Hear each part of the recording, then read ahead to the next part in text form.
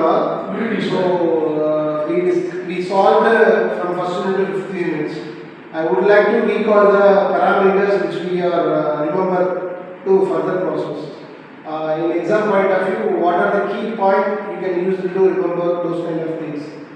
We want to discuss in unit wise. Who is come for the first unit flexible system? Question.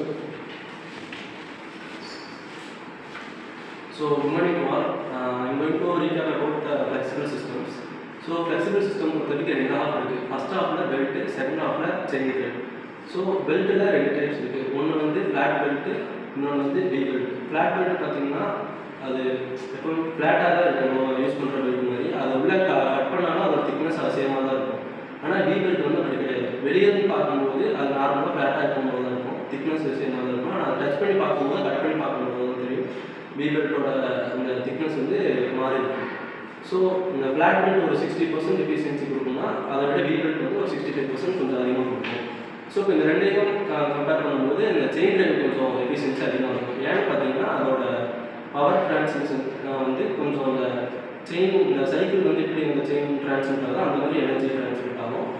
So இதுதான் chain drive. இப்போது அந்த ரெண்டு பெல்ட்டை விட இந்த செயின் ட்ரைவ் வந்து எஃபிஷியன்சி கொஞ்சம் அதிகமாக இருக்கும். ஸோ இந்த மூணு இதையும் பொறுத்த வரைக்கும் நம்ம நிறையா ப்ராப்ளம் சால்வ் பண்ணியிருக்கோம். இப்போது இதை கொஸ்டின் பேப்பரில் கேட்கும்போது பெல்ட்டுன்னு கொடுத்தனாலே நீங்கள் ஃப்ளாட் பெல்ட் தான் சால்வ் பண்ணணும். இப்போ அதே அதுக்கு ஸோ பெல்ட்டில் பார்த்தீங்கன்னா பெல்ட்டுன்னு நான் காமனாக கொடுத்தாங்கனாலே நீங்கள் ஃப்ளாட் பெல்ட் தான் வச்சு சால்வ் பண்ணணும். இதே வி பெல்ட்னா ஸ்பெசிஃபிக்காக கொடுத்துருப்பாங்க வி பெல்ட் அப்படின்ட்டு. இப்போ செயின்னா செயினும் அதே மாதிரி ஸ்பெசிஃபிக்காக அந்த எந்த டைப் ஆஃப் செயின் அப்படின்னு கொடுத்துருப்பாங்க. ஸோ இதை வச்சு நீங்கள் சால்வ் பண்ணுற மாதிரி இருக்கும். தேங்க்யூ. செகண்ட் ஒன்று பார்த்துட்டிங்கன்னா ஃபர்ஸ்ட் ஹாஃபில் பார்த்தீங்கன்னா ஸ்பெர் கியர் பொறுத்த வரைக்கும் பார்த்தீங்கன்னா எப்பவுமே அதோட டீத் வந்து 90 டிகிரி தான் இருக்கும், டுவர்ட்ஸ் 90 டிகிரி தான் இருக்கும். அது செகண்ட் ஹாஃப் பார்த்தீங்கன்னா ஹெலிக்கல் கியர் பார்த்தீங்கன்னா எப்பவுமே ஸ்பெர் கியரோட டூத் மாதிரியே இருக்கும். ஆனால் பட் வந்து 90 டிகிரி லெஸ்ஸாக தான் இருக்கும், அதாவது ஹெலிக்ஸ் ஆங்கிளில் தான் இருக்கும். யூனிட் 3ல பார்த்தோம்னா ஃபர்ஸ்ட் ஹாஃப்ல வந்து bevel gear and second half வந்து வார்ம் கியர். பெவல் கியர் வந்து ஆஸ் லைக் ஸ்பெர் கியர் தான். அண்ட் வார்ம் கியர் பார்த்தோம்னா டிஃப்ரெண்ட் ஃப்ரம் ஹெலிக்கல் கியர். இதை நம்ம எப்படி ஐடென்டிஃபை பண்ணுறோம்னா டிசைன் மூலியமாகவும் அண்ட் தென் அதோட லைஃப் ஸ்பேனை வச்சு நம்ம அந்த ப்ராப்ளம்ஸை வந்துட்டு பார்க்குறோம் இந்த யூனிட்டில். இப்போ நம்ம ஃபோர்த் லெசனில் என்ன பார்த்துருக்கோம்னா gear parts.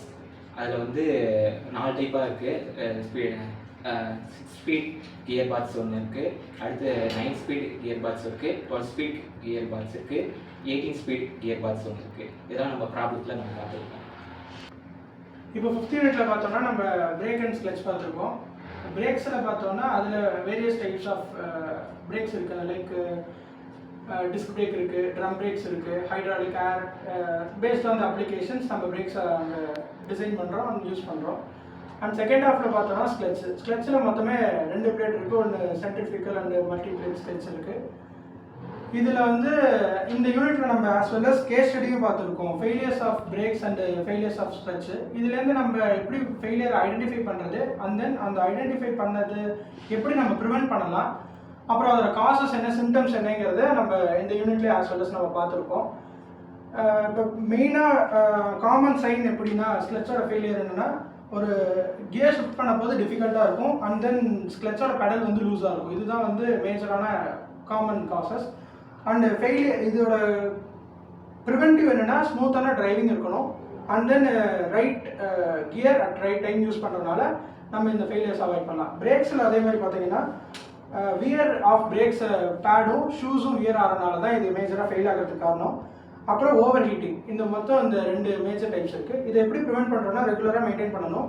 And then fluid, பிரேக்கோட ஃப்ளூயிடை நம்ம வந்து பீரியாடிக்கலாக செக் பண்ணுறதுனால அந்த ஃபெயிலியர்ஸை நம்ம அவாய்ட் பண்ணலாம். இதோட சிம்டம்ஸ்ன்னு பார்த்தீங்கன்னா ஒரு பிரேக் வந்துட்டு நார்மலாக இருக்கிறத விட அந்த பெடல் வந்து சாஃப்ட் ஆகும். அப்போ நம்ம இது ஃபெயிலியர் ஆக போது நம்ம காஷன் இருக்கும். அதே மாதிரி இன்க்ரீஸ் தி ஸ்டாப்பிங் டிஸ்டன்ஸ். நம்ம நார்மலாக பிரேக் பண்ணி டிஸ்டன்ஸ் கவர் ஆகுது, அந்த ஸ்டாப்பிங் டிஸ்டன்ஸ் வந்துட்டு இது இன்க்ரீஸ் தான் ஆகுமே தவிர அந்த எஃபிஷியன்சி இங்கே கம்மியாகுது. ஸோ இதனால் இது மேஜராக ஒரு சிம்டம்ஸாக இருக்குது. Okay, thank you sir. Start. So இப்போ from the first unit to 5th unit வரைக்கும் நீங்கள் உங்களோட ரீகேப் வந்து சம்மரைஸ் பண்ணிட்டீங்க. ஓகேவா? So what are the things you want to remember it. So maximum என்ன பண்ணணும், டேட்டாவுக்கு போட்டு யூட்டிலைசேஷன் வேணும். So for example design of clutch இல்லை டிசைன் ஆஃப் பிரேக்ஸ்னா you can follow the steps. So the steps எடுக்கிறதுக்கு முன்னாடி you can cross check with the design constructions with the help of PSG data books. So first unit இருந்து up to நம்ம 15th unit வரைக்குமே we are depending on the data book procedure. அதனால தான் இது பேரே வந்து design of transmission systems. So பவரை எந்தெந்த வகையில வந்து நம்ம ட்ரான்ஸ்ஃபர் பண்ணலாம் அப்படிங்கறத from first unit to 15th வரைக்கும் நம்ம பார்த்துருக்கோம். ஓகேங்களா? ஸோ இதுல ஒவ்வொரு ஆஃப்லையும் நீங்க ஃபெமிலியர் ஆனீங்கன்னா மட்டும்தான் you can easily get a good marks. For example first unit தான் ஆல்ரெடி பிரதோஷ் சொன்ன மாதிரி ஃபர்ஸ்ட் ஹாஃப்ல பார்த்தோம்னா ஃபிளெக்சிபிள் சிஸ்டத்துல பெல்ட் either flat belt இல்ல V belt இந்த ரெண்டுல நீங்க ஃபெமிலியர் ஆனீங்கன்னா you no need to focus on the second half. செயினை பார்க்கவே தேவையில்லை. as well as second unit அதே மாதிரி தான் first half spur, second half helical. Spur நீங்க ஃபெமிலியர்னா you don't want to look on it on a helical gear. அதே மாதிரி thirdல என்ன பண்ண போறோம் bevel as well as worm. So bevel and strong னா worm நீங்க வந்து விட்டுறலாம். So there is no option for the fourth unit because only the 4 different kind of methods is available.